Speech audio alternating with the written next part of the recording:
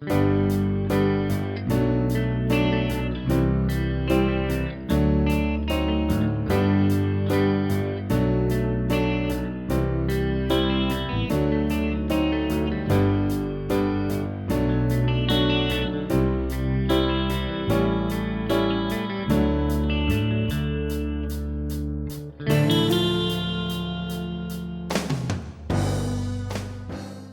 original recording of Live and Let Die is tuned down a semitone to E flat, but for your convenience, this tutorial and the backing track are in standard tuning.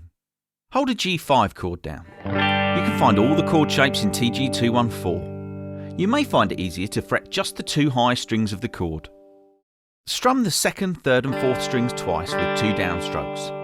Although we've pointed out the exact strings/strums throughout this section, don't feel obliged to copy this exactly. It's not worth giving yourself a headache over, and it's highly unlikely /ever played in exactly the same way ever again. Next, play a B-7 chord at the 2nd fret. Using downstrokes, pick the 4th string followed by the 3rd string. Next, play the 2nd, 3rd and 4th strings using upstrokes.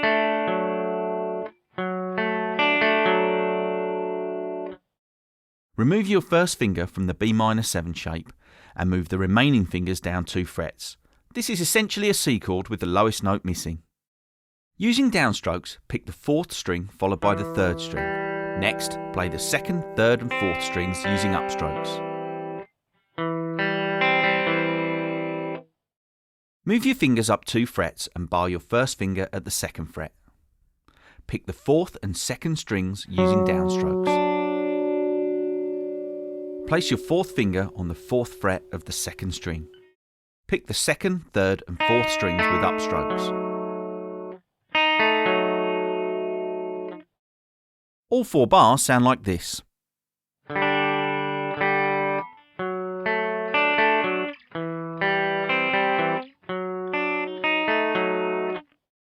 The next 4 bars use the same chord sequence as the previous 4, but in a slightly different picking pattern. Start with the G5 chord, and strum from the 4th string and then from the 3rd string. Move to the B-7 and pick the 4th and 3rd strings with downstrokes, then the 2nd string with an upstroke. Remove your first finger and move down 2 frets to the C chord, then pick the 4th and 3rd string with downstrokes, and the 1st and 2nd strings with an upstroke, and the 3rd with a downstroke. Lift your first finger off of the 1st fret of the 2nd string and play the open string with an upstroke. Shift your fingers up 2 frets and bar at the 2nd fret. Then pick the 4th and 3rd strings with a downstroke, the 2nd with an upstroke and the 3rd with a downstroke. Place your 4th finger on the 4th fret of the 2nd string. Then play the 2nd and 3rd strings with an upstroke, followed by the 4th string with a downstroke. Finally, play the open 3rd string with an upstroke as you move your hand to the next chord. These 4 bars sound like this.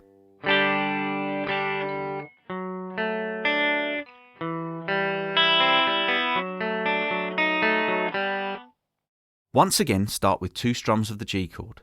The first time, strum from the 6th string to the 2nd string, and then the highest 3 strings. Move to the B-7 chord, then pick from the 5th to the 2nd string using downstrokes, then from the 1st to the 4th string using upstrokes. The final upstroke is actually the open 4th string played as you move to the next chord. Move to the C chord, this time using the conventional fingering. Pick the 5th and 3rd strings using downstrokes, then from the 1st to 4th string using upstrokes.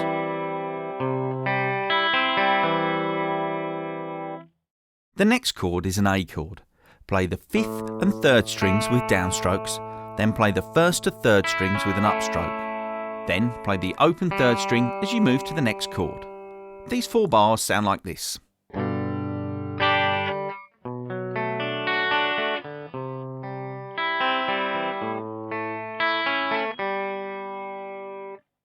Place your 3rd finger at the 4th fret of the 4th string, your 1st finger at the 2nd fret of the 3rd string, and your 2nd finger at the 3rd fret of the 2nd string.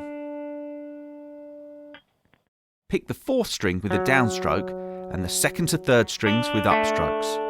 Finish the phrase with the open 4th string played with a downstroke.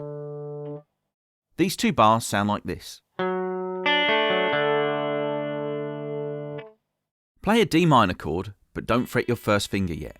Strum the 4th to 2nd strings, then pick the open 1st string, followed by the F at the 1st fret of the 1st string.